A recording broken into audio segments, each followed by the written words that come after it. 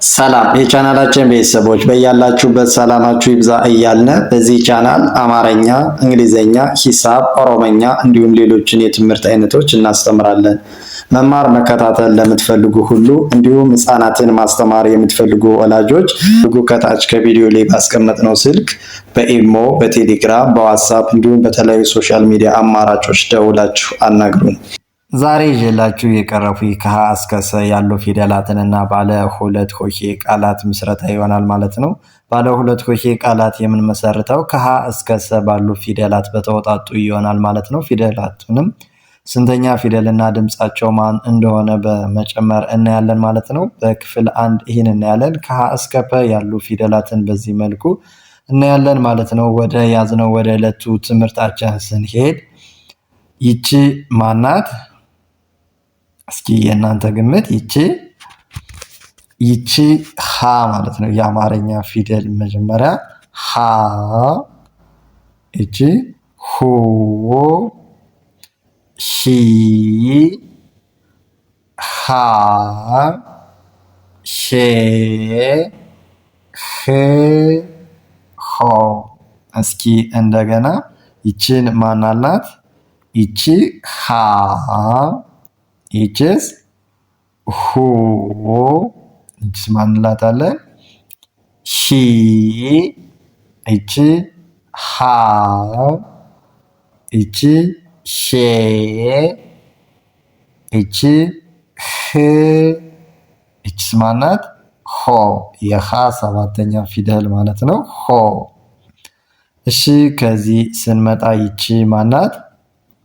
እስኪ የእናንተ ግምት። እቺ ለ ካላችሁ በትክክል ማለት ነው። ለ፣ ሉ፣ ሊ፣ ላ፣ ሌ፣ ል፣ ሎ። እስኪ እንደገና ይቺን ማናላት? ይቺ ለ፣ እችስ ሉ፣ እቺ ሊ፣ እቺ ላ፣ እችስ ሌ፣ እቺ ል፣ እቺ ሎ፣ ሎ። እሺ ከዚህ ስንመጣ ይቺስ ማናት? ይቺ ሀ። ይቺና ይቺ ሁለቱም ሀ ብለን እንጠራቸዋለን ማለት ነው። የሚለያዩት በምንድን ነው ማለት ነው? የሚለያዩት በቅርጽ ነው ማለት ነው። በድምፅ ሁለቱንም ሀ ብለን ነው የምንጠራቸው ማለት ነው። ተመሳሳይ ነው ማለት ነው ድምፃቸው። ሀ፣ ሁ፣ ሂ፣ ሃ፣ ሄ፣ ህ፣ ሆ። እስኪ እንደገና ይችን ማናላት? ሀ፣ ይችስ ሁ፣ እቺ ሂ፣ እቺ ሃ፣ እቺ ሄ፣ እቺ ህ፣ እቺ ሆ፣ ሆ። እሺ ከዚህ ስንመጣ ይቺስ ማናት?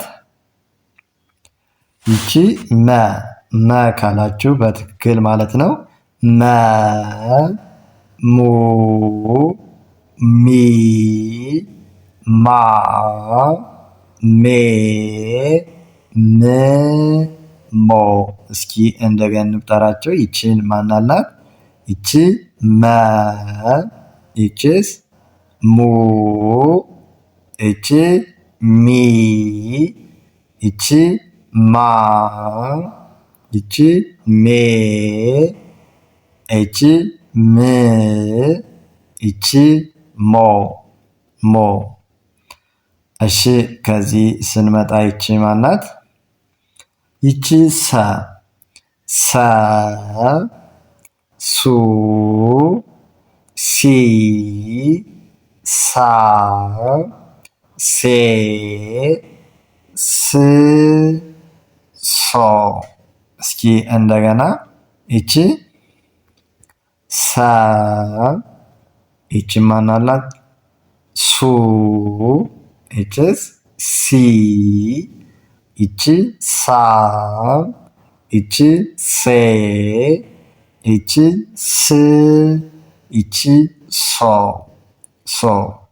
እሺ የአማርኛ ፊደላትን የአንደኛ ፊደል የሁለተኛ ፊደል ብለን በእንዴት ነው የምንለያቸው ካላችሁ ደግሞ አማርኛ ፊደል ቅርጻቸውን የሚለያቸው የመጀመሪያ ፊደላት የምንላቸው ሀ፣ ለ፣ ሐ፣ መ፣ ሰ የምንላቸው ማለት ነው። የመጀመሪያ ፊደላት ሁሉም ከጎናቸው ወይም ከየትኛውም ቦታ ቅጽል አልባ ናቸው ማለት ነው። ቅጽል ከሌላቸው የመጀመሪያ ፊደል ወይም የመጀመሪያ ድምፅ ናቸው ማለት ነው። ሁለተኛ ፊደል መሆናቸውን ደግሞ የምንለያቸው በምን ነው? ከጎናቸው ላይ የሁሉም ቅጽል አላቸው ማለት ነው።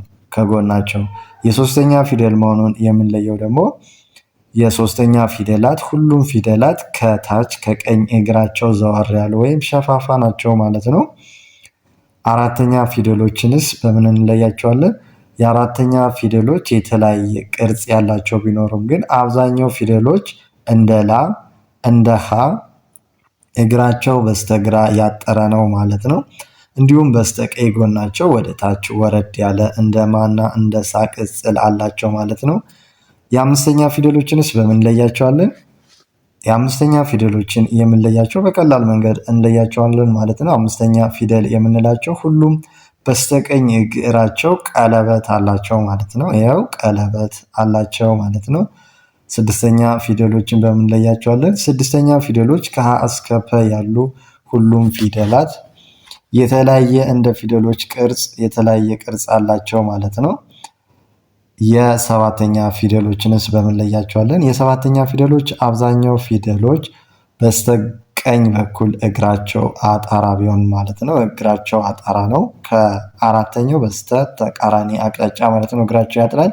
አንዳንዶቹ ደግሞ ከላይ ቀለበት አላቸው ማለት ነው። እንደ ሆ እንደ ሎ ማለት ነው። በዚህ መልኩ ስንተኛ ፊደል እንደሆኑ መለየት ከቻልነ ድምፃቸውን ቆጥረን መድረስ እንችላለን ማለት ነው። እሺ ከዚህ ስንመጣ ደግሞ ከዚህ የአማርኛ ፊደላት ባለ ሁለት ሆሄ ቃላት ምስረታ ነው ማለት ነው። ቃላት የምንመሰርተው ከቆጠርናቸው ከሀ እስከ ሰ ባሉ ፊደላት የተውጣጡ ናቸው ማለት ነው። ስንተኛ ፊደል እንደሆኑና ድምፃቸውን እየነጣጠልን እናያለን ማለት ነው። እንዲሁም በቀላል መንገድ መማር መከታተል በኦንላይን ለምትፈልጉ ከሀገር ውስጥም ሆነ ከሀገር ውጭ ሆናችሁ መማር ትችላላችሁ። ከታች ከቪዲዮ ላይ ባስቀመጥነው ስልክ ደውላችሁ አናግሩን። ማለትም በኢሞ፣ በቴሌግራም፣ በዋትሳፕ እንዲሁም በተለያዩ ሶሻል ሚዲያ አማራጮች ወደ ያዝነው ወደ ትምህርታችን ስንቀጥል ባለ ሁለት ሆሄ ከሀ እስከ ሰ ባሉ ፊደላት የተወጣጡ ናቸው ብለናል። ይቺ ማናት? ይቺ የሀ ሰባተኛ ፊደል ሆ፣ የሀ ሰባተኛ ፊደል ሆ። ይቺስ? ይቺም የሀ ዝርያ አምስተኛ ፊደል ሄ፣ አምስተኛ ፊደል መሆኗን በምን ለየናት? የአምስተኛ ፊደሎች ቅጽል ቀለበት አላቸው ብለናል። ከቀኝ እግራቸው ያው ቀለበት አላት ማለት ነው። በአንድ ላይ ስናነበው ሆሄ፣ ሆሄ የሚል ቃል መሰረትነ ማለት ነው። እሺ ከዚህ ስንመጣ የለ አምስተኛ ፊደል ሌ፣ ይችስ የለ አራተኛ ፊደል ላ፣ በአንድ ላይ ሌላ። የለ አምስተኛ ፊደል መሆኗን በምን ለየናት? የለ አምስተኛ ፊደሎች በሙሉ ምን አላቸው ብለናል? የአምስተኛ ፊደሎች ቀለበት አላቸው ብለናል። ያው ቀለበት አላት ማለት ነው። ስለዚህ የለ አምስተኛ ፊደል ናት ማለት ነው። ይቺ ደግሞ የለ አራተኛ እግራቸው በስተ ግራ የሚያጠር ከሆነ አራተኛ ፊደሎች ናቸው ማለት ነው። ስለዚህ ሌላ፣ ሌላ።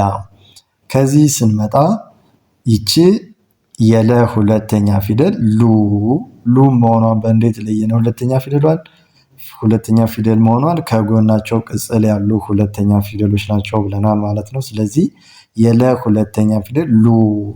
ይቺስ? ይቺ የሰ ሶስተኛ ፊደል፣ የሰ ሶስተኛ ፊደል መሆኗን ደግሞ በምን ትለያችኋላችሁ ማለት ነው? የሶስተኛ ፊደላች ሁሉም ፊደላት ከታች እግራቸው ዘወር ያለ ወይም ሸፋፋ ነው ብለናል። ስለዚህ የሰ ሶስተኛ ፊደል ሲ ማለት ነው። ስናነበው ሉሲ፣ ሉሲ።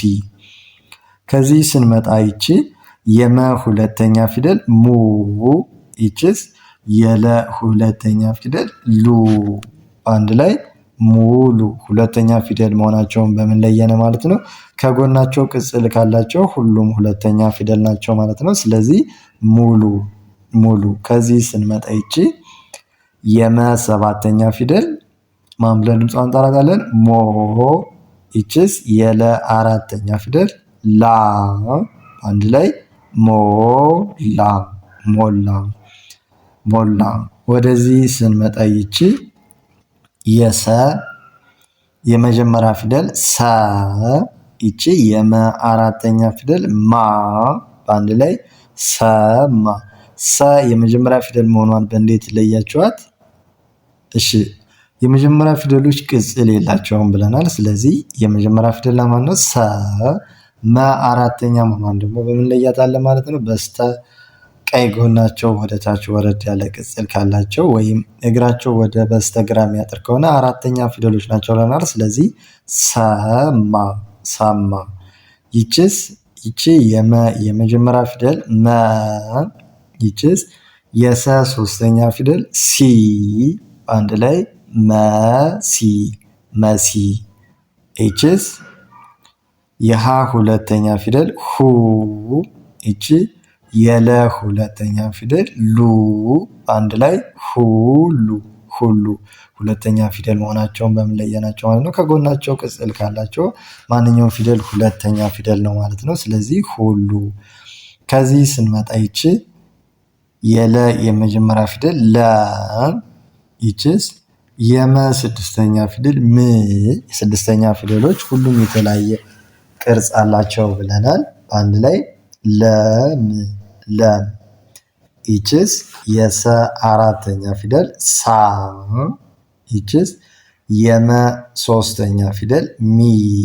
አንድ ላይ ሳሚ ሳሚ ሳሚ። ከዚህ ስንመጣ ይቺስ የሰ ሶስተኛ ፊደል ሲ። ይቺስ የመ ሁለተኛ ፊደል ም። አንድ ላይ ሲም ሲም። ይቺ ከዚህስ ይቺ የመ ስድስተኛ ፊደል ም። ይቺስ የሰ አራተኛ ፊደል ሳ። አንድ ላይ ምሳ ምሳ። አራተኛ ፊደል መሆኗን በምን ለያችኋት? የአራተኛ ፊደሎች እግራቸው በስተቀኝ የሚያጥር ከሆነ አራተኛ ናቸው ማለት ነው። የስድስተኛ ፊደሎች ደግሞ ሁላቸውም የተለያየ ቅርጽ አላቸው ማለት ነው። እሺ ከዚህ ስትመጣ ይቺ የሰ አራተኛ ፊደል ሳ። ይቺስ የለ ሶስተኛ ፊደል ሊ። አንድ ላይ ሳሊ ሳሊ። ይቺስ የሃ ሁለተኛ ፊደል ሁ። ይቺስ የለ አምስተኛ ፊደል ሌ። አንድ ላይ ሁሌ ሁሌ። ይቺስ የለ ሁለተኛ ፊደል ሉ። ይቺ የለ ስድስተኛ ፊደል ል። አንድ ላይ ሉል ሉል። ከዚህ ስንመጣ ይቺ የለ አራተኛ ፊደል ላ። ይቺ የመ ስድስተኛ ፊደል ም። አንድ ላይ ላም ላ። ይቺ እግራቸው በስተግራ የሚያጠር ስንተኛ ፊደሎች ናቸው ነው ያለን? አራተኛ ፊደል ከሆነ የሰ ዝርያ ናት ማለት ነው። ይቺ ሳ። ይቺስ የመ አራተኛ ፊደል ማ። አንድ ላይ ሳማ ሳማ። ይቺስ ይቺ የሰ ሁለተኛ ፊደል ሱ። ይቺስ የሰ ስድስተኛ ፊደል ስ። አንድ ላይ ሱስ ሱስ። ይቺስ የመ የመጀመሪያ ፊደል መ። ይቺ የለ አራተኛ ፊደል ላ። አንድ ላይ መላ መላ። ይቺስ የለ ሰባተኛ ፊደል ሎ። ይቺ እግራቸው ወደ በስተቀኝ የሚዞር ስንተኛ ፊደሎች ናቸው ነው ያልን? ሶስተኛ። ስለዚህ የመ ሶስተኛ ፊደል ማለት ነው። ድምጿ ሚ። በአንድ ላይ ሎሚ ሎሚ። በዚህ መልኩ ከተለማመዳችሁ ጎበዝ አንባቢና ጻፊ መሆን ትችላላችሁ ማለት ነው። እዚህ ስንመጣ ደግሞ ይቺ የለ ስድስተኛ ፊደል ል። ይቺስ የመ ስድስተኛ ፊደል ም። በአንድ ላይ ልም ል። ይቺ የመ ሁለተኛ ፊደል ሙ። ይቺ የለ አራተኛ ፊደል ላ። አንድ ላይ ሙላ ሙላ። ይቺ የሰ አራተኛ ፊደል ሳ። ይቺ የለ የመጀመሪያ ፊደል ለ አንድ ላይ ሳለ ሳለ። ይቺስ የሰ ስድስተኛ ፊደል ስ። ይቺ የለ ስድስተኛ ፊደል ል አንድ ላይ ስል ስል። እዚህ ስንመጣ ይቺ የመ ሁለተኛ ፊደል ሙ። ሁለተኛ መሆኗን በምን ለየናት? ከጎናቸው ቅጽል ያሉ ሁለተኛ ፊደሎች ናቸው ብለናል ማለት ነው። ስለዚህ ሙ። ይቺስ ይቺ ስንተኛ ፊደል ናት? ቀለበት ያላቸው አምስተኛ ፊደል ናቸው ብለናል። ስለዚህ ይቺ የሰ አምስተኛ ፊደል ሴ አንድ ላይ ሙሴ ሙሴ። አማርኛ በቀላል መንገድ ማንበብ መጻፍ ለምትፈልጉ ሁሉ እንዲሁም ህፃናትን ማስተማር ለምትፈልጉ ወላጆች ከታች ከቪዲዮ ላይ ባስቀመጥነው ስልክ በቴሌግራም በዋትስአፕ እንዲሁም በኢሞ በመደወል እናንተ በምትጠቀሙበት ሶሻል ሚዲያ አማራጭ ሁሉ በመደወል ልጆቻችሁንም ሆነ እናንተ ጎበዝ አንባቢ ጻፊ ሆናችሁ መማር ትችላላችሁ ማለት ነው። በኦንላይን እናስተምራለን። የምናስተምረው በቀን 1 ሰዓት በሳምንት 5 ቀን ማለትም ከሰኞ እስከ ዓርብ ማለት ነው። ሰዓቱ ደግሞ እናንተ በተመቻችሁና እናንተ በመረጣችሁት ሰዓት መርጣችሁ 24 ሰዓት አገልግሎት እንሰጣለን። መማርና መከታተል ትችላላችሁ። ከታች ባስቀመጥነው ስልክ ደውላችሁ አናግሩን። ጎበዝ አንባቢና ጻፊ እንድትሆኑ አድርገን እናስተምራችኋለን። ሰናይ ቆይታ፣ መልካም ጊዜ ተመኘን።